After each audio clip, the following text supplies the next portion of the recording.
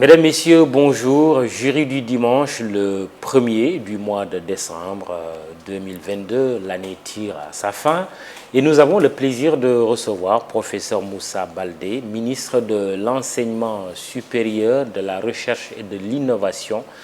Il est également le président du conseil départemental de Kolda et coordinateur du réseau des universitaires républicains APR. Il est professeur titulaire des universités, professeur de mathématiques. Bonjour Monsieur le ministre, bonjour professeur. Bonjour Mamoudou Ibrakan, bonjour à tous ceux qui suivent votre émission qui est très suivie à travers le monde. Merci beaucoup. Jury du dimanche, vous le savez, iRadio, iTV, imedia.sn et Besbi le jour.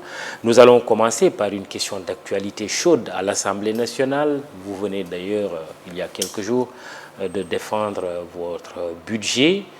Une scène de violence, le député Massata Samb de Yewi a agressé la députée Ami Ndiaye Nibi, qui est de la coalition Benno Bokk Yakaar. La femme est enceinte, d'après les informations reçues. Comment vous, ministre, alors que vous êtes en pleine session d'examen du budget, vous avez vécu cet incident? Merci beaucoup.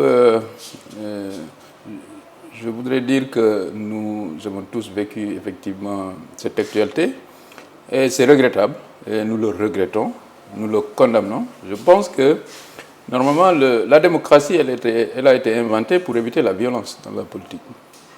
Parce que si malgré qu'on a la démocratie, la violence continue, c'est qu'il y a un problème. Donc il faut condamner ça. Nous avons une assemblée qui semblait dire que c'est une assemblée de rupture. La rupture est là, mais pas dans le bon sens. Je pense que ce n'est pas ce qu'attendaient les Sénégalais. Et ça montre aussi les failles de la démocratie. Je vous le disais tantôt, dans les années 50, des mathématiciens très brillants, dont l'un d'entre eux a eu le prix Nobel d'économie, avaient sorti des théorèmes pour dire que la démocratie pouvait mener à des situations ambiguës, parce qu'on a du mal à se départir des phénomènes comme le vote utile ou bien les alternatives non pertinentes. Et je pense qu'au Sénégal, actuellement, c'est ce qui fait que cet effet est en train de se faire ressentir, parce que quand vous regardez bien, il y a beaucoup d'endroits où les gens n'ont pas voté pour, mais ont voté contre quelqu'un. Et ce phénomène de vote utile ou d'alternative non pertinente est un sérieux problème qui fait dire d'ailleurs que ces trois théorèmes sont antidémocratiques, parce que ce qu'ils disent, c'est que le seul scrutin qui serait unanime et indépendant des alternatives non pertinentes, c'est la dictature. C'est-à-dire que pour tendre vers une démocratie parfaite, ce serait la dictature. Donc, moi-même, j'étais à l'Assemblée. C'est vrai que ce jour-là, il n'y a pas eu de débordement. Mais ça fait 10 ans que je fréquente l'Assemblée nationale. D'abord, j'étais directeur général, donc j'étais de la Sodagri. J'accompagnais pendant 6 ans, j'ai accompagné le ministre Papa Ablaye Seck à l'Assemblée. Il y a toujours eu des joutes oratoires à l'Assemblée nationale. Il y a toujours eu beaucoup des fois de chahuts. Oui, depuis l'existence de l'Assemblée. C'est peut-être même ça le but de l'Assemblée. Mais les gens respectaient l'hémicycle. Les quelques échauffourées ou d'empoignades qui ont eu lieu, en général, même c'était hors de l'hémicycle. Tout le monde se rappelle de la savate entre le député de Louga, Berissila et Sonko. Il y a eu d'autres empoignades, mais au moins c'était hors de l'hémicycle. Maintenant, on se retrouve dans un hémicycle où les gens s'agrippent sur l'urne, ce qui est quand même le symbole même de l'antidémocratisme. Et les gens, par exemple, agressent des personnes parce qu'elles ont dit elles ont énoncé des opinions qui étaient contre leur marabout ou quoi que ce soit. Justement, sur ce fait, Mme Ami Ndiaye a tenu des propos jugés irrévérencieux par la coalition ou le groupe de Yewi. S'en est suivi cette agression contre elle alors qu'elle est enceinte. Est-ce que vous, de la majorité, vous pensez que Mme Ami Ndiaye a dépassé les bornes en tenant ses propos jugés irrévérencieux contre le marabout et homme politique aussi, Serigne Moustapha Sy? Oui, mais c'est là où on est dans l'amalgame maintenant. Moi, je pense qu'il faut Quand c'est marabout, c'est marabout. Quand c'est politique, c'est politique. Bon, mon point de vue, c'est que personnellement, j'ai toujours dit que lorsque des individus posent des actes politiques contre moi, ou en tout cas mon parti, j'ai tendance à répondre par des actes politiques. Donc je pense qu'il faut qu'on évite cet amalgame et qu'on sache que quand quelqu'un est homme politique, il est homme politique. C'est comme si aujourd'hui, moi, je devais dire que mes étudiants de l'UCAD que j'enseignerai ne pourraient pas avoir des opinions contre moi parce que justement je suis leur professeur. Je pense qu'il faut qu'on respecte le champ politique comme étant un champ à part et le champ maraboutique à part. Donc je considère que là il y a une réflexion à mener et que tout le monde doit revenir à la raison. La démocratie, c'est l'expression d'opinions différentes et le fait que quelqu'un s'exprime ne peut pas faire l'objet d'agression parce que, sous le prétexte qu'un homme politique, fut-il le marabout, a été peut-être, en tout cas, trouverait ça irrévérencieux, encore que de mon point de vue, je ne pense pas qu'elle ait dépassé les bords. Vous estimez qu'ici, il ne s'agit pas du marabout, mais de l'homme politique, Serigne Moustapha Sy? Oui, je pense qu'Amindia, quand elle parlait de politique. Je pense que, de façon générale, quand on parle politique, ça n'a rien à voir avec les marabouts. Au Sénégal, nous sommes tous très respectueux des marabouts. Nous vénérons même nos guides religieux. Maintenant, il faut qu'on accepte que dans la scène politique, c'est la scène politique. Alors, des plaintes sont annoncées. D'abord, des femmes de la paire de Benno parlent de plaintes collectives. La concernée aussi, on a parlé d'une plainte qu'elle pourrait déposer contre le député Massata Samb. Est-ce que vous êtes, en tant que membre du gouvernement, favorable à des poursuites judiciaires contre le député qui a agresseur, des sanctions éventuellement?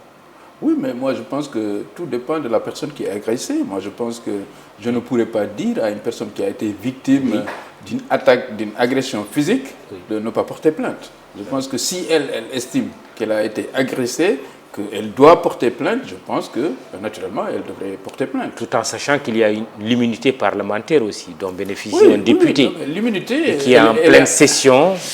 Oui, mais c'est en ce moment les juges qui décideront. Est-ce que ces poursuites peuvent être en tout cas faites et quel sera l'aboutissement d'une telle procédure?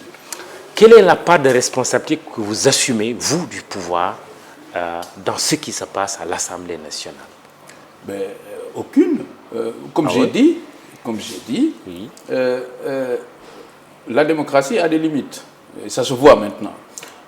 Par exemple, nous avons actuellement, c'est parce que ce que dit, je le répète encore, le théorème de Arrow de 1950, c'est que la notion de vote utile et d'alternative non pertinente peuvent mener à une bipolarisation exacerbée. Et c'est ça qui est arrivé à l'Assemblée. À l'Assemblée, on s'est retrouvé dans une situation où la coalition Benno Bokk Yakaar et l'opposition sont presque à égalité en nombre de députés. Ce qui peut être une bonne chose pour la démocratie, non? Ce qui peut être une bonne chose. Apparemment, vous, ça vous gêne du ça pouvoir. Ne me gêne pas. C'est pour ça que je dis, quelle est votre part de responsabilité? Ça ne me gêne Parce pas. que l'opposition vous accuse aussi de l'invectiver, de la brimer, et même d'être responsable de la violence. On est arrivé à ce résultat.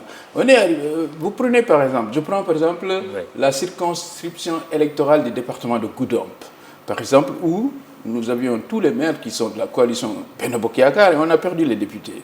Parce que le problème, c'est que avec la manipulation, avec les alternatives non pertinentes dont je vous ai parlé, parce que des gens... Là, peut-être, on a d'ailleurs une part de responsabilité. Une autre part de responsabilité dans l'échec, c'est que des responsables de l'APR ont parfois combattu des listes de l'APR. Clairement. Voilà, clairement, parce que le candidat choisi n'était pas derrière eux, ou etc.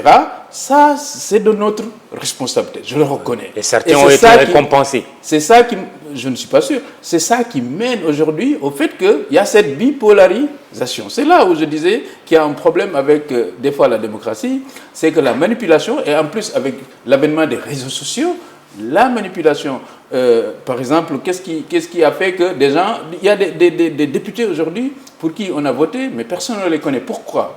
Parce que, avec de la manipulation, on a fait croire que, par exemple, le problème des LGBT, c'est un problème, ce qui est archi faux, Et que, par exemple, voilà, ou des sujets sur le troisième mandat qui n'ont rien à voir avec la réalité du terrain. Mais en même temps, les listes titulaires ont été disqualifiées. Oui, mais elles ont été disqualifiées. Oui, tout quand ça on aussi, les disqualifiait, oui. Ceux qui les avaient déposées avaient eux-mêmes reconnu qu'elles n'étaient pas valables à la télévision. Des gens avaient dit à la télévision, on s'est trompé en déposant nos listes. Il y a lieu de réfléchir sur la démocratie sénégalaise, surtout le rôle de l'Assemblée nationale. Le problème en démocratie, c'est le mode de scrutin. Oui. Et c'est ce que j'expliquais encore un peu, parce que on a démontré qu'en démocratie, le problème, si on pousse loin, c'est que le mode de scrutin peut vraiment générer des résultats complètement différents. Il a été démontré, par exemple, qu'en France, si l'élection là où Hollande était élu, si l'élection était une élection par 2-2, comme on fait au football, c'est François Bayrou qui serait président de la République. Donc, le problème de la démocratie, c'est le mode de scrutin. Et donc, je pense qu'au Sénégal, il y a une réflexion à mener sur le mode de scrutin de nos députés. Absolument, le fameux Raougadou qu'il faut peut-être revoir. Il faut revoir. Pas un scrutin majoritaire à 2 tours. Il y a une réflexion à mener. Ce qui nous a amené à la 14e législature doit nous amener à réfléchir sur les modes de scrutin. L'université, parlons-en. La carte universitaire s'enrichit d'une nouvelle université. L'université Amadou Mahtar Mbow de Diamniadio a été inaugurée jeudi par le chef de l'État. Quelle est la vocation de cette université? Je voudrais dire que c'était vraiment pour moi un honneur et une chance. Vraiment extrême. Oui, parce que vous venez d'arriver. 2 mois après mon arrivée au ministère de l'Enseignement supérieur, l'inauguration d'un tel bijou, d'une telle université, qui est moderne sur tous les plans, avec un amphithéâtre vraiment qu'on n'a jamais eu probablement au Sénégal, des laboratoires bien équipés, un espace universitaire. Et qui aura coûté combien? Pour le coup, en fait, l'université était, lors du montage, parce qu'on est à la première phase. L'université était prévue, je pense, pour coûter 60 milliards, si je ne m'abuse. Je n'ai pas le chiffre exact en tête. Mais on est actuellement jusque pour la première phase. Il y a plusieurs bâtiments qui étaient prévus. Il y a la moitié qui est faite, le président lui-même l'a dit. Et l'autre moitié, probablement, sera faite bientôt. L'idée de l'université de Dakar, de Amadou Mahtar Mbow au départ, ça s'appelait la deuxième université de Dakar. L'idée, c'était de dire qu'il est temps de désengorger l'université de Dakar. À l'époque, moi, je n'étais même pas en politique, j'étais 100% universitaire et j'avais participé, par exemple, moi, à la mise en place de la deuxième génération d'universités au Sénégal. J'étais responsable du programme de mathématiques de l'université de Ziguinchor, Thiès et Bambey. Et à l'époque, l'idée, c'était il faut qu'on désengorge l'université de Dakar. Donc, il fallait créer une deuxième université de Dakar. Une université qui était prévue pour avoir 30 000 places. Maintenant, au démarrage, les autorités de cette université, parce que pour la même raison qu'on a nommé des coordonnateurs qui vont piloter la mise en place de l'université de Matam, on pourrait y revenir, et de Tambacounda, le président de la République avait nommé un coordonnateur pour piloter le démarrage de cette université. C'était, je pense, notre collègue Oumar Gueye à l'époque. Ça n'est suivi un autre recteur, une rectrice d'ailleurs, je pense, au professeur Cissé. Ces gens-là, quand ils ont démarré, ils ont, sous la pression, j'imagine, aussi de la demande, voulu démarrer l'université en louant des locaux au niveau de Dakar et ont ouvert des filières orientées métiers. Il y avait mine et géologie, architecture, etc. Là, actuellement, ils sont 800 étudiants, 853 je pense plus précisément, 49% de filles et 51% de garçons qui sont admis sur concours pour suivre des filières spécialisées. Évidemment, maintenant qu'on a inauguré l'université, qu'on doit aller vraiment pouvoir exploiter tout ce potentiel, l'université, on doit repenser les curricula, voir comment faire en sorte que l'université puisse atteindre très rapidement une vitesse de croisière et participer pleinement à la formation de nos nouveaux bacheliers et augmenter de façon cruciale, de façon importante, l'accès et l'accueil des nouveaux bacheliers. Une université finalement dans laquelle on pourra trouver toutes les filières. Scientifiques. Voilà. Scientifique. Vous avez insisté sur scientifique. Pourquoi? Exactement. Pourquoi? Oui, parce que c'est sa vocation. Actuellement, ils en ont fait presque une université d'école, un peu comme l'école des mines, l'école, etc. Il faudra peut-être être plus ouvert, faire des UFR, parce qu'actuellement, on entre par concours. Je pense qu'il faudra que cette université rentre dans le cadre des universités publiques du Sénégal, où avec Campus Sen, les gens pourront demander librement d'aller dans cette université. C'est cet aspect qu'il faut revoir, mais c'est une université à vocation scientifique. Il n'y aura pas de critères mais vraiment sélectifs, à l'image un peu de ce qui s'est passé à l'époque avec l'UGB. C'est la réflexion, on peut y réfléchir. Oui. Pour le moment, la sélection, c'est même un concours. Maintenant, je ne pense pas qu'on puisse garder ce mode jusqu'au bout, mais évidemment, on pourrait voir. De façon générale, c'est déjà assez sélectif notre bac scientifique. La preuve, c'est qu'au Sénégal, sur les 75 000 bacheliers de cette année, il n'y a que 15 000 bacheliers scientifiques. Oui. Donc, il y a vraiment, là aussi, des choses à revoir d'ailleurs. Oui. Et donc, cette université devrait garder son statut d'université d'excellence, comme au démarrage l'avait fait l'IGB, mais petit à petit, bien sûr, il faut qu'elle participe pleinement à l'accueil des bacheliers scientifiques du Sénégal. Pour l'UAM, donc, tout bachelier scientifique peut faire une demande d'orientation. Non, pour le moment, c'est sur concours. Oui, pour le moment, c'est sur concours. Jusqu'à cette année, mais je dis que le concours est déjà fait d'ailleurs. Okay. Voilà. Donc, jusqu'à cette année 2022-2023, c'était sur concours parce qu'ils étaient dans des locaux étroits. Maintenant, on va mener une réflexion à partir de cette année pour revoir vraiment le mode d'accès à l'université Amadou Mahtar. Pour les bacheliers à venir. Les bacheliers de 2023. Donc, étudiant actuellement quelque part dans une université, je ne peux pas demander à être orienté. Non. Nouveau bachelier maintenant. Très bien. Un nouveau bachelier de 2022 a soit déjà fait le concours et a eu son résultat. Et donc, le problème est réglé. Alors, cette université Amadou Mahtar Mbow, vous l'avez dit, à terme, c'est pour désengorger l'université Cheikh Anta Diop. On sait qu'elle devait être inaugurée même en 2017-2018 déjà. Il y a eu quand même énormément de retard dans les travaux. Et vous, là, vous dites que c'est seulement la première phase qui est terminée en attendant la deuxième phase. Mais comment elle pourra absorber justement tout ce flux, pour ne pas dire flot, d'étudiants? Oui, vous savez, déjà l'université Amadou Mahtar Mbow, en termes de lits pour accueillir les étudiants, c'est aussi important que l'université Cheikh Anta Diop de Dakar il y a moins de 10 ans. Actuellement, en termes d'accueil, de lits, je pense qu'ils peuvent accueillir 4000 étudiants dans le campus. Déjà, c'est énorme. Je répète qu'il n'y a pas longtemps, l'université Cheikh Anta Diop n'avait pas plus de 6000 lits, alors que c'était l'unique université quasiment du Sénégal. Donc, en termes d'accueil, cette université, elle a déjà un amphithéâtre de 1500 classes. 92 bureaux pour les profs et beaucoup de salles de cours, de grandes salles. Une bibliothèque qui peut accueillir, je pense, jusqu'à 3000 étudiants. Donc c'est vraiment un endroit, c'est une vraie université déjà. Et c'est ça, c'était dans la vision du président de la République d'ouvrir des universités bâties déjà. Des universités où, quand l'étudiant vient, il a toutes les commodités pour pouvoir étudier sérieusement. Et je dis aussi que l'université Amadou Mahtar Mbow, et rentre dans une vision plus globale du pôle de Diamniadio. Et vous savez, l'université, c'est ça qui change une ville. Je lui disais il n'y a pas longtemps, il suffit d'imaginer la ville de Dakar sans l'UCAD. On ne peut pas imaginer ça. Saint-Louis, avant IGB, et Saint-Louis, 30 ans après l'IGB, c'est pas pareil. Idem pour Ziguinchor. Et des villes entières se battent pour avoir des universités.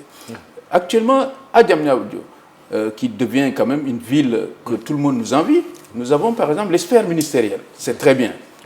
Nous avons le stade, le président Abdoulaye Wade, nous avons Dakar Arena. Mais quand vous regardez Dakar Arena et le stade, ce sont de grandes infrastructures que le monde entier nous envie, mais qui n'ont pas une vie quotidienne.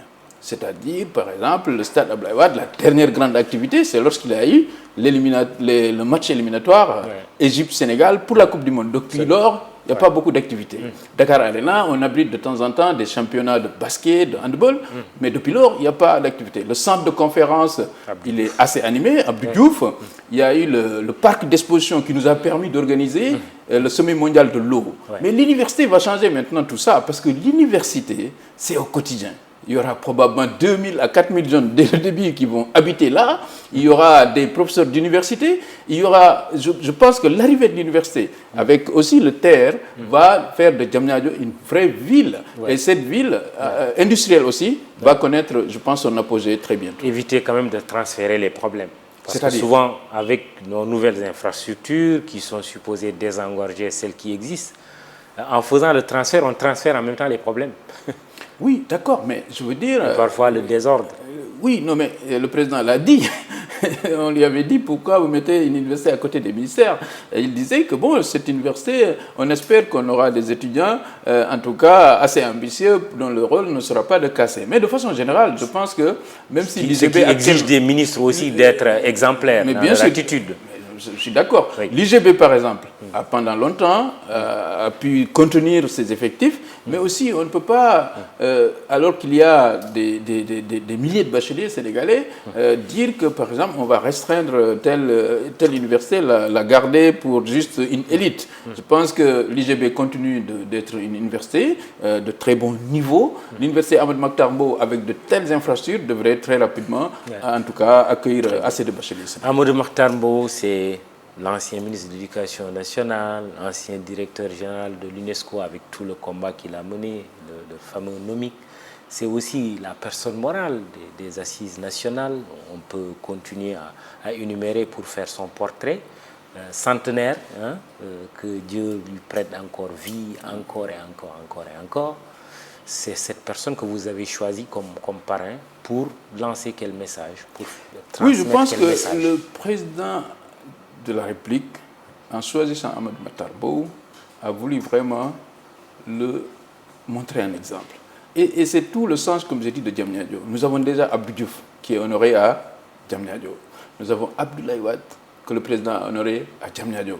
Nous avons Ousmane Tanor Dieng, que le président a honoré à Diamniadio. Nous avons Habib Thiam, que le président a honoré à Diamniadio. Et je pense que Ahmed Mokhtar Mbow, il rentre dans la lignée de ces hommes-là. Il a été ministre de l'Éducation nationale et quelque part je suis un de ses successeurs parce que je regardais, il était ministre de l'Éducation nationale de 66 à 68. Ouais. Je rappelle que moi je suis né en 66 et il n'y avait pas d'enseignement supérieur sénégalais à l'époque. Notre université était française. Donc lui, quelque part, je suis son successeur. Ensuite, il a eu cette carrière avec le charisme qu'on lui connaît. Il a été, je pense, 2 fois directeur général de l'UNESCO dans une période de guerre froide. Et moi, je me rappelle avoir, à l'époque, j'étais lycéen, je pense, lu une interview de Ahmed Mokhtar Mbow qui m'avait bien marqué, où il avait dit à un journaliste, ce n'est pas parce que je viens de l'Afrique que je dois vivre dans une case en plein Paris. Parce qu'à l'époque, les Occidentaux reprochaient à l'UNESCO d'avoir, le directeur général, d'avoir un niveau de vie assez dispendieux. Et j'avais bien aimé à l'époque, jeune étudiant ou en tout cas lycéen, cette phrase où il avait dit que on peut être, quand on est africain, mais si on vit à Paris, on doit avoir les commodités qu'il faut. Donc je pense que Ahmed Mokhtar Mbow, comme vous dites, il est centenaire. Ça, c'est un don de Dieu. Mais c'était un don de Dieu pour le Sénégal. Il a participé à bâtir ce pays depuis le début des indépendances jusqu'aux assises nationales. Donc, on lui souhaite encore longue vie. En tout cas, c'est un modèle et on espère que les étudiants vont suivre ce modèle. Dans cette énumération de personnes, de personnalités présentes à Diamniadio, il n'y a pas encore Léopold Sédar Senghor ou Cheikh Anta Diop, Mamadou Dia et autres. Bon, c'est une question pour provoquer. Je n'entends pas non plus des femmes, grandes figures féminines. Oui, on a déjà le building Mamadou Dia, c'est vrai. On a déjà Senghor... Qui a du mal à démarrer depuis sa réflexion. Je pense qu'il va démarrer. Il y a eu un accident. Beaucoup d'argent.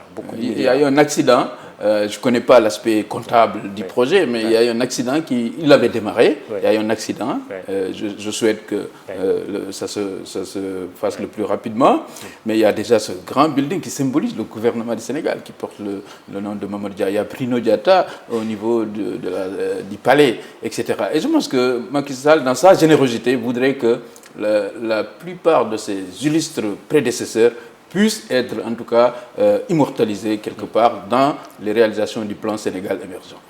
Alors, l'UAM, Université Amadou Mokhtar Mbow, mais aussi l'Université Sine Saloum, El Hadji Ibrahima Niass.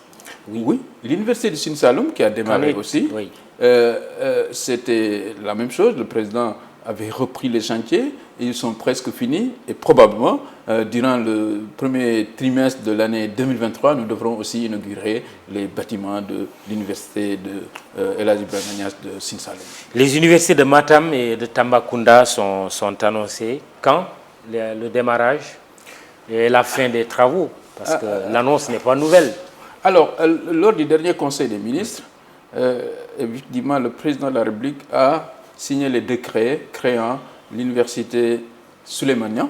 Là aussi, oui, c'est un de nos prédécesseurs qui vient d'être honoré. Mathématicien, voilà. D'ailleurs, c'est heureux que le pilotage de cette université soit confié au doyen de la fac des sciences, qui a été l'endroit où vraiment on a connu Souleymane avant qu'il devienne recteur. Il a été doyen, je pense, plusieurs années, chef du département de mathématiques. Donc c'est la fac des sciences qui va porter cette nouvelle université. L'université du Sénégal oriental, qui était aussi une demande assez importante, je pense que pour ces universités, les curricula sont quasiment prêts.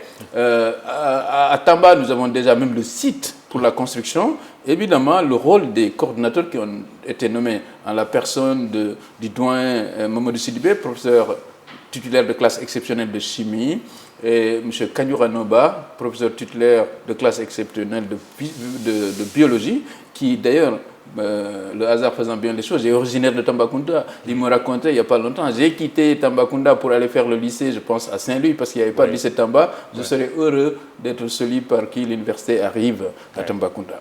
Donc, le président nous a instruit, en tout cas, de travailler très rapidement pour donner corps à ces nouvelles universités, pour que, au plus tard, d'ici 2 ans en tout cas, que les premiers cours commencent. Ok, d'ici 2 ans, ces 2 universités devraient être prêtes.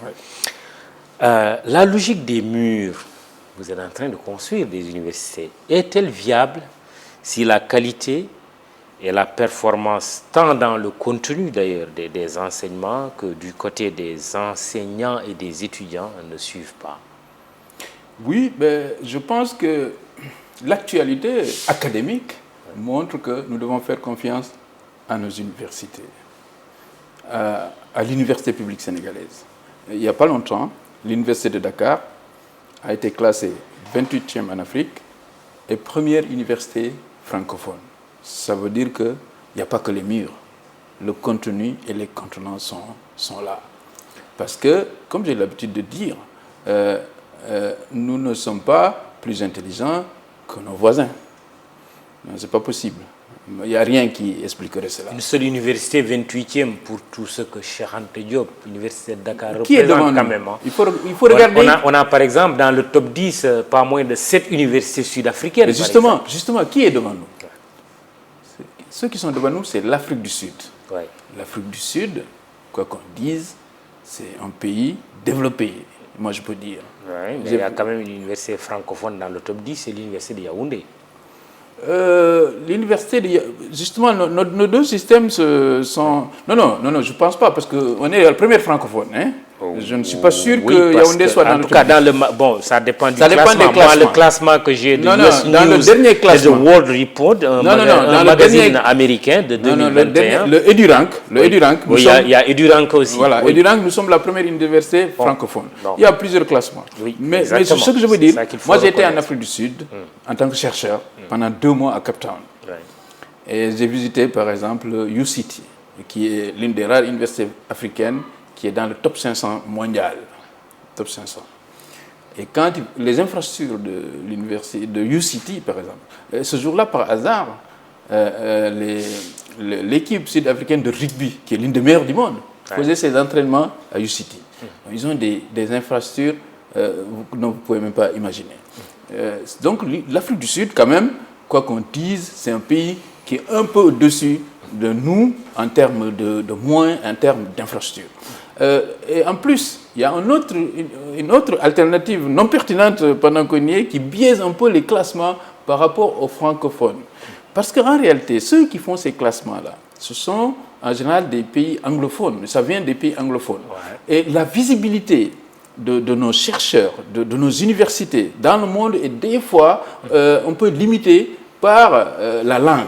Parce que ça, il faut le reconnaître. Et c'est tout l'enjeu aussi des données, de la maîtrise des données. Exactement. Et qui échappe un peu aux francophones. Hein. Exactement. D'abord, ça c'est une première barrière qui est arrivée pour les chercheurs francophones, c'est que toutes les revues sérieuses dans le monde publient en anglais. Je me rappelle d'un cas d'une énorme revue mathématique qui est l'une des meilleures au monde, où un chercheur français, Jean-Pierre Serre, avait décidé d'envoyer son article en français et avait refusé de le traduire. Mais ça, c'est Jean-Pierre Serre. Et vous avez partagé avec moi aussi. Oui, oui, il est pris Abel. Une publication voilà, et c'est en anglais. Faite en anglais. C'est en anglais. Moi, j'ai fait mon doctorat en France. Oui. Et j'ai eu la surprise de ma vie parce que je venais d'arriver en France. Le deuxième jour, mon professeur me dit, ben voilà, nous avons un séminaire à Paris, il faut que tu y ailles. J'arrive, tous les cours sont en anglais. Tous les cours, on est à Paris, tous les cours sont en anglais. De toutes les façons, les sciences, en tout cas les mathématiques, dès qu'on dépasse la maîtrise, les livres, les revues sont en anglais. Moi, même ma thèse de doctorat, 90% de la thèse, c'est écrit en anglais. Et c'est juste 10% l'introduction pour expliquer quand même qui est en français. Donc, ça, c'était déjà une barrière pour les chercheurs du monde francophone. Ils sont francophones et s'ils veulent être lus, s'ils veulent être cités, ils doivent publier en anglais. Il y a quelque chose à faire dans le monde francophone en matière universitaire. En matière universitaire, ce qu'il faut faire, et ça le président en est très conscient et il le dit tout le temps, il nous le dit même nous au ministre, qu'on doit parler anglais. Ah oui, là, le président, il est très à cheval sur ce sujet, il nous demande, presque nous exige de parler anglais, et il a l'intention de faire en sorte que, dès le secondaire, que l'anglais soit vraiment maîtrisé par nos apprenants. L'anglais, demain, deuxième langue officielle du Sénégal? Moi, je pense qu'en tout cas, je ne peux pas acter ça, ce n'est pas à moi de l'acter, mais je le souhaite. Ah bon? Je le souhaite. Carrément? Oui, non, personnellement, je le souhaite. Je souhaite que l'anglais soit la deuxième langue du Sénégal et peut-être... Mais parce que vous savez, vous regardez l'humanité, vous prenez l'Asie, qui regroupe le tiers, voire plus de l'humanité. Vous prenez l'Inde et la Chine. C'est presque 3 milliards d'habitants sur les 6 de l'humanité. Ils parlent quoi? Anglais. L'Inde, c'est clair, parce que c'est une ancienne colonie britannique, et la Chine ne parle pas français. Vous avez sans doute visité la Chine, on ne parle pas français. Vous prenez l'Amérique du Nord, en dehors du Québec, et qui est bilingue, c'est l'anglais, l'Amérique du Nord. Ils parlent quand même aussi leur langue. Ils sont très même... Pas oublier. Non, les Québécois, ils sont même plus chauvins que les Français par rapport à ça. Parler ça. Mais quand même aussi, c'est important. C'est Les langues nationales sont importantes. Mais attention, moi, si on pouvait faire de nos langues nationales, nos langues de travail, j'opterais pour ça. Non, ça c'est clair. Mais à défaut, je pense qu'il y a une langue qui est un peu le Wolof du monde. Ce que le Wolof représente au Sénégal, c'est ce que l'anglais représente pour le monde. Et donc, il faudrait que, par exemple, qu'on puisse en faire notre deuxième langue. Je reviens quand même à ma question initiale sur les murs, le rapport entre les murs et les contenus et la performance. Quelle est la cohérence d'ensemble là? Est-ce qu'il y a une cohérence d'ensemble? Alors, quand le président a pris le pouvoir en 2012, il a organisé ce qu'on appelle les concertations nationales sur l'enseignement supérieur, piloté par un professeur émérite que tout le monde connaît, le professeur Souleymane Bachir Diagne, qui, dans une démarche inclusive, a amené tous les acteurs autour de la table et des discussions ont donné des recommandations fortes. De ces recommandations est sorti 11 décisions. Globalement, pour me résumer, c'était quoi? On devait, par exemple, utiliser, si on veut régler le problème de l'accès, massivement les TIC, les nouvelles technologies. C'est ce qui a amené la création de l'université virtuelle du Sénégal. Ensuite, il fallait recruter. Il y a eu un plan de recrutement et jamais, entre ce que le président a recruté comme enseignant-chercheur entre 2012 et maintenant, je pense qu'on n'en avait pas recruté 30 ans avant autant. Donc, ce n'est pas que des murs, il y a une cohérence d'ensemble qui est sortie de ces assises, de ces concertations nationales et des décisions du président, les 11 décisions phares qui sont en train d'être mises en œuvre, tantôt avec un peu de retard par-ci, par-là, mais l'idée est là, la cohérence est là, et ça participe du capital humain, axe 2 du plan Sénégal émergent. J'ai lu dans vos documents qu'on en ait une population estudiantine aujourd'hui au Sénégal de 244 000 étudiants, des professeurs aussi à plus de 2000, plus de 2000. On sait que les critères, il y a des critères qui sont très importants dans les classements. Il y a le critère performance de la recherche universitaire, mais il y a aussi le critère réputation mondiale, et régionale et même nationale. Or, quand il y a des grèves, certaines scènes auxquelles nous assistons dans nos universités, ça peut aussi donner une mauvaise image de nos universités. Alors, mais j'insiste là sur la performance de la recherche universitaire. On a l'impression, monsieur le ministre, que la recherche est le parent pauvre, quoi, même dans l'allocation des ressources. Oui, merci. Est-ce qu'on est performant de dans poser ce cette domaine? question. Et je dis encore une fois, il faut se comparer d'abord avec les pays de notre environnement avant de se comparer à Stanford. Quand vous regardez, pourquoi on est première université francophone? Un des critères de tous les classements dans le monde des universités, c'est la recherche et son impact. Et dans si vous allez cliquer sur le EduRank, UCAD, ils vont vous dire, et probablement ils sont passés à côté de beaucoup d'articles qui sont français, qui sont dans des revues francophones. Ils ont répertorié 40 000 articles scientifiques reconnus qui ont généré plus de 60 000 citations. C'est-à-dire, d'autres chercheurs ont dit, en faisant mon travail, j'ai lu cet article de tel collègue de l'université Cheikh Anta Diop et ça m'a permis d'avancer, pour faire court. Donc, on ne peut pas dire que notre recherche ne marche pas. Si votre recherche ne marche pas, vous ne pouvez pas sortir dans un classement mondial des universités. Mais les ressources aussi. Les ressources doivent être importantes. Je viens. La recherche, je suis d'accord. Oui. Elle coûte cher. Oui. Je disais, moi j'avais un collaborateur, par exemple, de Paris 11 Polytechnique, qui a gagné une IRC Grant, c'est une bourse européenne de 1 million d'euros pour 5 ans. Donc, l'Europe met beaucoup de recherche pour la recherche. Ouais. Maintenant, nous, on doit mettre tout ça dans notre contexte. Le contexte de l'université sénégalaise, c'est une université héritée. L'université de Cheikh Anta Diop de Dakar, je le rappelle, c'est la 18e université de France. 18e.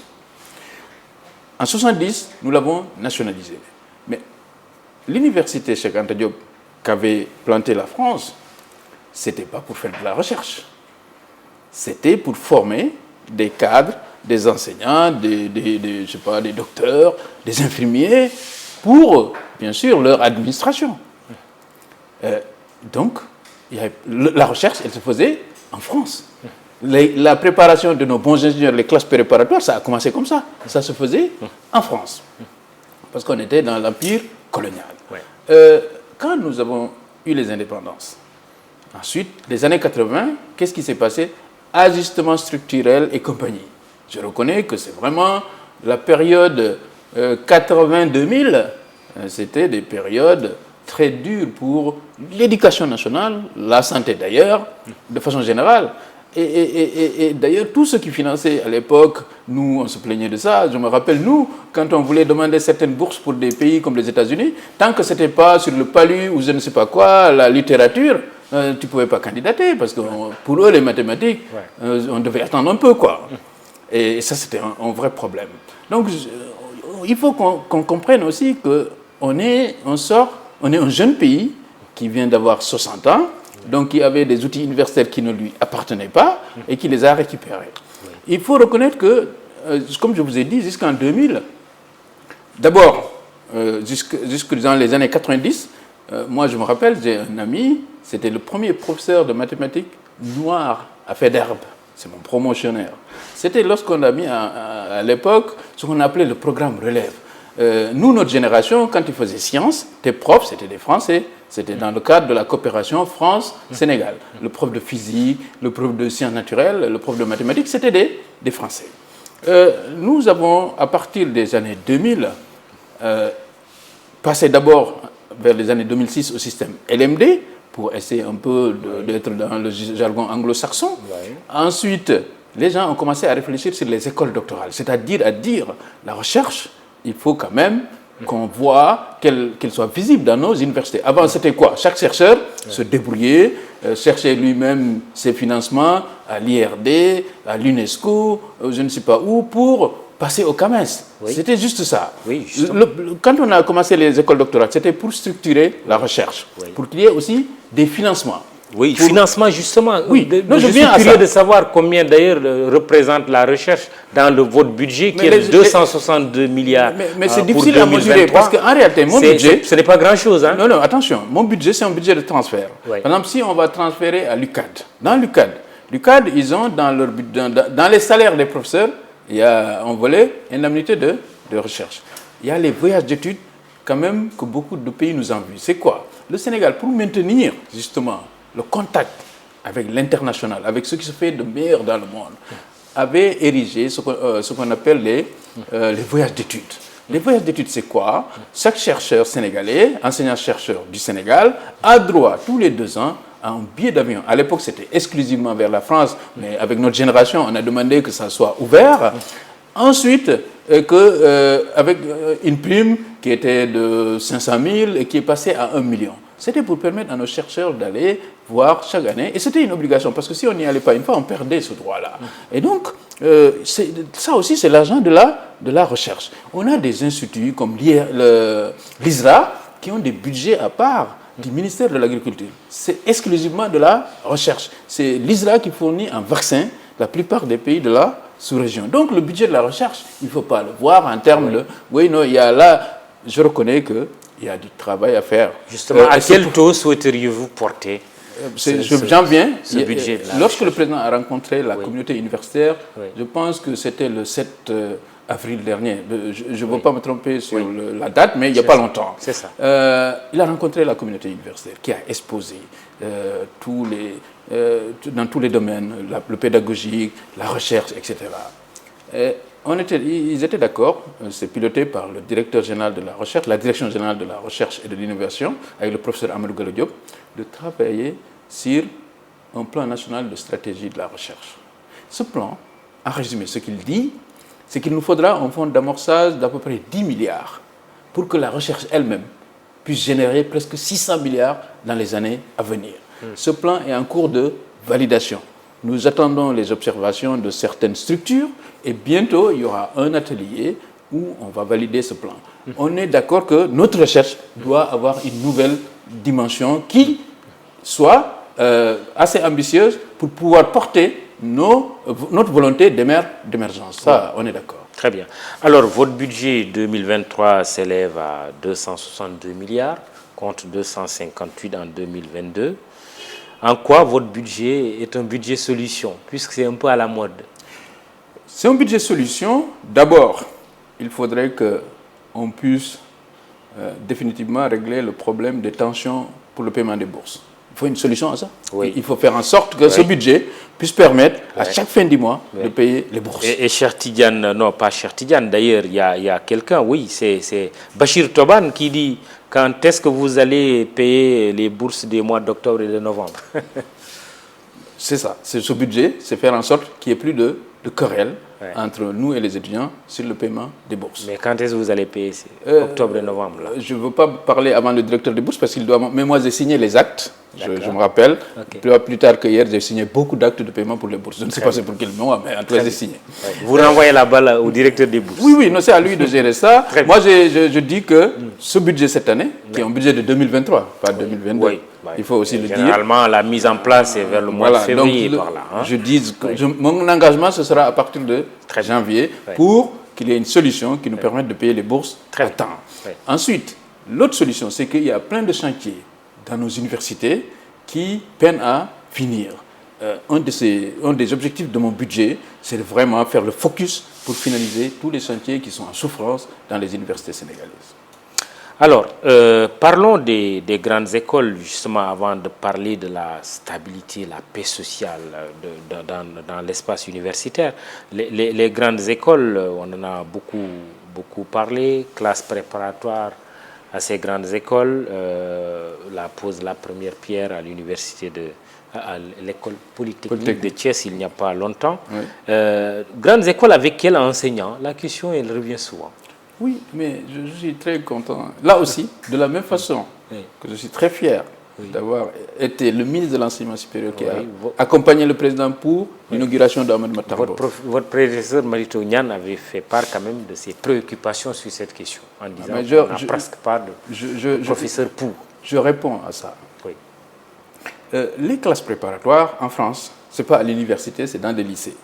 Donc les professeurs qui enseignent là ne sont pas en général considérés comme des enseignants-chercheurs, ce sont des agrégés qui sont formatés effectivement pour former des gens pour faire un concours. Donc c'est une tradition française, franco-française. Nous, ce que le président a dit, et je pense que ça c'est historique et fondamental, il faut le dire, c'est que prendre nos meilleurs bacheliers qu'on a formés depuis l'école primaire, 6 ans d'école primaire, 7 ans de secondaire, tout le budget qu'on a investi là-dessus, on les envoie à l'étranger. Résultat des courses, même pas 5% ne revient. Même pas. Mais c'est incroyable. Pour qu'un pays sous-développé... Il reste. Généralement, il rentre. Il ne rentre pas. Donc, vous prenez votre budget, vous formez des gens, et les meilleurs, vous les offrez, vous les donnez en offrande à des pays plus puissants que vous. Ça, le président a dit, mais on ne peut pas continuer comme ça. Donc, ouvrons nos classes préparatoires. Deuxième chose, on a vu avec un cas symptomatique d'Arisso, qui a été meilleur élève du Sénégal et qui, en France, a eu des problèmes. Quelles sont les nouvelles de Diarisso? Il semblerait qu'elle a intégré l'école politique selon les dernières informations que j'ai. Elle a pu se ressaisir et a intégré l'école politique. C'est à vérifier parce que c'est une info qu'on m'a donnée de façon informelle. Mais donc, ce qui est une bonne nouvelle, ce qui est une très bonne nouvelle. Donc, et il faut la suivre aussi. Et les Diarisso, on en a des centaines. Moi, quand j'étais à Rouen, comme docteur, nous, on était les aînés des étudiants. Un étudiant sénégalais est arrivé et on nous l'a confié. Quelques jours après, on s'est rendu compte qu'il avait de sérieux problèmes et parce qu'il était traumatisé. C'est quelqu'un qui a une mention très bien au Sénégal, meilleur élève du Sénégal.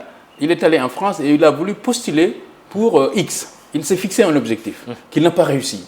Mais il a obtenu une école d'ingénieur et SIGELEC de Rouen. Mais il n'a pas supporté ça. 6 mois après, on était obligé de constater qu'il ne peut pas rester. Il est revenu. Et quand je suis revenu, d'ailleurs, je l'ai vu étudier ici à l'Université de Dakar. Donc, tout ça, c'est des problèmes. Envoyer des adolescents de 16, 17 ans, les meilleurs qu'on a là-bas, c'est pas sûr. Donc, le président a dit, on ouvre nos classes préparatoires. Il en a fait un projet et il l'a réalisé. Maintenant, qui va enseigner aux classes préparatoires? On s'est dit, moi, de mon point de vue, en tant que professeur de mathématiques, tout docteur en mathématiques digne de son nom doit pouvoir enseigner dans une classe prépa. Ça, c'est mon point de vue. Je dis tout docteur en mathématiques digne de son nom parce que les classes préparatoires, c'est des cours de premier cycle. Et déjà, comme je vous l'ai dit, il y a des écoles d'ingénieurs qui ont installé au Sénégal des classes prépa privées qui fonctionnent très bien et les gens réussissent. Mieux, l'école polytechnique a décidé d'ouvrir son concours à l'international. Un étudiant de l'UCAD a réussi le concours et un étudiant de Ziguinchor a réussi le concours. Quand même. Donc, ce n'est pas un problème de ressources humaines. Maintenant, pour terminer, par prudence, on a dit les classes prépa, c'est une culture française. On a pris 3 professeurs, dont un retraité du lycée de Saint-Louis, qui est l'un des meilleurs lycées de France, qui a enseigné, je pense, 20 ou 30 ans de prépa là-bas. Il est ici pour former nos étudiants et former nos enseignants. Ils sont 3, comme ça, qu'on a amenés pour accompagner nos formateurs sénégalais, dont l'un est docteur d'une université française, et je pense aux tous, qui sont là. Donc ces Français vont former les étudiants, parce qu'eux, ils ont la culture de formation des grandes écoles, et former nos enseignants. Donc il n'y a aucune crainte à avoir sur ça. Excellent. Le système LMD, avec comme vision l'harmonisation du cursus enseignement supérieur et favoriser la mobilité des étudiants, qui s'est inspiré un peu du système anglo-saxon. C'est ça. L, licence, bachelor, M, master bien entendu, et voilà, doctorat PhD. Quel bilan 11 ans après? Le bilan, c'est pour cela, et tout le monde est d'accord qu'il faut faire une évaluation. Moi, si je dis aujourd'hui que c'était mieux qu'avant, ce serait un peu m'aventurer. Ce qu'on a dit, et le SAES le demande, tout le monde le demande, c'est qu'il nous faut maintenant évaluer. Et lorsqu'on aura fini d'évaluer, on aura, je pense, des conclusions scientifiques pour dire est-ce que ce système a amélioré, oui ou non, notre système de formation. Et cette évaluation, c'est un de nos objectifs au ministère de l'Enseignement supérieur, c'est de faire très rapidement cette évaluation. Est-ce que c'est un succès?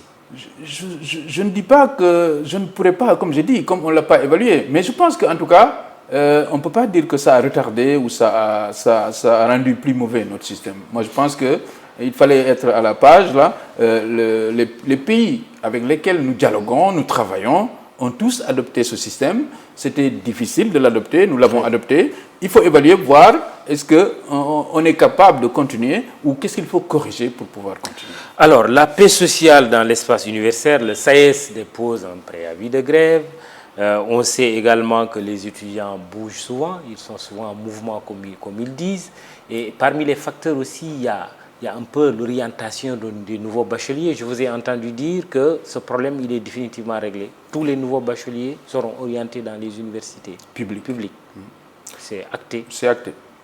Bon, et qu'est-ce qui va rester pour l'enseignement supérieur privé, qui est quand même important? Non, en fait, avant, quand on dit tout, c'est ceux qui le veulent. Avant qu'on commence, que le gouvernement prenne la décision d'envoyer des étudiants dans les privés étaient là depuis 40 ans et ils recevaient des étudiants. Il n'y avait aucun problème. Mais c'est le gouvernement qui, je pense en 2014 ou 2015, a dit, pour désengorger nos universités, nous allons nous-mêmes décider d'orienter des étudiants dans le privé. Donc les universités publiques prenaient une partie et tout le reste, on leur disait, votre choix, c'est de choisir une université privée. C'est un système qui a fait son temps, qui a connu des limites, avec des dettes énormes par rapport aux établissements d'enseignement privé que nous sommes en train de solder. Et on a dit maintenant, on fait une pause, il faut d'abord évaluer. Parce qu'il y a eu un audit du système qui montrait qu'il y avait beaucoup de failles. Peut-être qu'on est en train d'engloutir beaucoup d'argent sans grand résultat. Donc il faut faire une pause et évaluer. En attendant, on dit tout étudiant qui le souhaite devrait pouvoir orienté dans une université publique. Mais néanmoins, naturellement, il y a des étudiants qui, eux, décideront d'aller dans les... D'ailleurs, quand on regarde le campus Saint, on a commencé le processus d'orientation. Sur les 75 000 bacheliers sénégalais, 72 000 ont ouvert un compte pour demander une orientation. Donc il y a 3 000 qui n'ont pas demandé. Ces 3 000, c'est ceux qui sont réussis au concours de l'université Ahmadou Matambo, à l'école polytechnique de Dakar, de Thiès, au prépa, ou qui sont partis. Ou éventuellement aussi veulent aller dans les écoles privées. Dans les 72 000, il y a des gens qu'on orientera qui peut-être n'aimeront pas leur choix, vont aller dans les écoles privées. Donc ce problème ne se pose pas. Alors, depuis la création de l'Université virtuelle du Sénégal en 2013, question de Babacar Dieng, il est prévu la création d'un ENO, espace numérique ouvert dans chaque département, soit près de 43 ENO. Cet objectif jusqu'en 2022 n'est pas atteint. Il y a même des bâtiments déjà construits, même s'il ne manque que les finitions et les installations techniques, et ceci n'est pas fait. Qu'est-ce que le ministre a prévu sur l'état d'avancement des constructions des ENO et pour terminer, les ENO dont les bâtiments sont déjà faits? Oui, c'est comme vous m'avez dit tout de suite, c'était quoi mon budget solution, mes solutions. C'est justement ça. C'est-à-dire que l'Université virtuelle du Sénégal est une excellente innovation que beaucoup de pays nous envient. Mon homologue du Niger et de Gambie, mes homologues sont venus faire du benchmarking sur ça. Parce que la Covid a montré que peut-être c'est l'avenir, c'est le virtuel. L'avenir. Beaucoup de pays, même les plus modernes, ont adopté le bimodal. J'ai une collègue française avec qui je discute souvent qui me dit moi j'ai maintenant envie d'aller en cours parce que ça fait longtemps que je fais des cours à distance. Les ENO, on va essayer de finaliser, d'abord d'équiper tous ceux qui sont finis et de finaliser le reste. C'est dans le cadre de mon... Oui, bien sûr. Dans le cadre du budget 2023. Oui, c'est mon objectif. Très bien. Alors, les PATS sont en grève, personnel administratif et technique, depuis octobre. On vous accuse de parti pris. Il y a un syndicat qui s'est exprimé et que nous avons écouté. Mais ce ne serait pas intelligent de ma part de faire des partis pris dans un conflit comme ça. Ce qui s'est passé, c'est qu'à mon arrivée, les PATS avaient déjà déposé un préavis et m'ont dit on est désolé de t'accueillir avec une grève, mais c'est quelque chose qui était prévu depuis longtemps. Le point de revendication, c'était, de leur point de vue, la circulaire du ministère des Finances qui parle de la revalorisation des salaires des fonctionnaires, ils considèrent qu'ils étaient concernés. Sauf que l'université, c'est autonome. Aussi bien nous, les profs, qu'eux n'étaient pas concernés par cette circulaire. Ils ne sont pas concernés. On a des primes que n'ont pas les fonctionnaires. Donc, ça, au moins, c'était clair. On était d'accord. Mais j'ai dit, compte tenu du fait de l'inflation, de l'augmentation du coût de la vie, etc., je suis prêt à discuter pour voir comment améliorer le pouvoir d'achat. Mais il n'est pas question d'adopter la revalorisation de la circulaire. On était d'accord sur ça.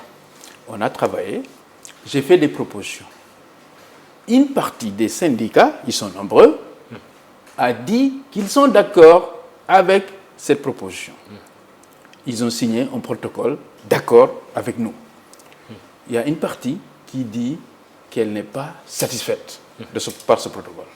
Et il y a quelque chose d'important dans ce protocole. Il l'a dit. Depuis 20 ans, il court derrière le décret qui doit régir les partis. Parce qu'ils ont beaucoup d'indemnités qui ne sont pas considérées comme légales du côté du ministère des Finances. Moi, j'ai dit, on a travaillé avec les finances jusqu'à la primature pour que ce décret soit signé le plus rapidement. J'ai promis que le décret est dans le circuit, il va être signé. Et la grève va continuer. Les partis qui ont signé ne sont pas en grève. Il y a au moins 4 syndicats qui ont signé le protocole et qui ne sont plus en grève. Très bien. Alors, la présidentielle 2024, vous y pensez pour qui, vous, comme candidat ou pour quelqu'un d'autre? Jusqu'à nouvel ordre,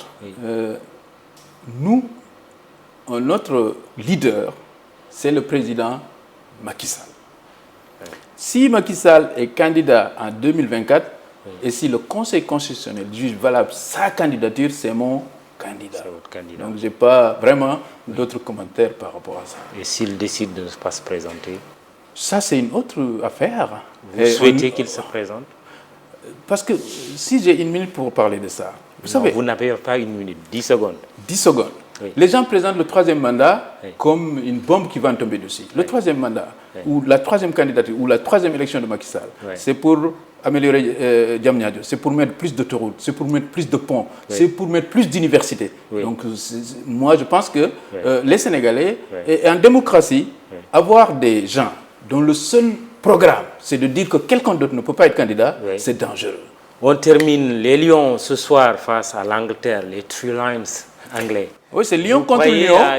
C'est Lyon contre Lyon. Je pense que les lions des tropiques là, vont gagner les lions du milieu tempéré. Je pense que cette année, nos joueurs, la plupart, Edouard Mendy, Khalidou Koulibaly, jouent en Angleterre. Donc il n'y a aucun complexe. Chaque week-end, ils sont confrontés à Harry Kane et d'autres. Donc il n'y a aucun complexe là. Je pense que le Sénégal a tous les atouts pour gagner. Vive les Lions et on est tous derrière eux. Et vous connaissez le mot de la fin quand on parle des Lions. Allez Gaïndé, allez les Lions. Jeudi dimanche, professeur Moussa Baldé, ministre de l'Enseignement supérieur, de la Recherche et de l'Innovation, était l'invité. Mahmoud Ibra Kane à la présentation, Babacar Ndiaye à la réalisation technique. Pour le compte d'Imedia.sn, au texte Cheikh Moussa Sarr, à la photo, Abdoulaye Silla, réseaux sociaux, Fatima Taba, Biram Pouy. Bon dimanche et dimanche surtout de victoire des Lions. Rendez-vous dimanche prochain.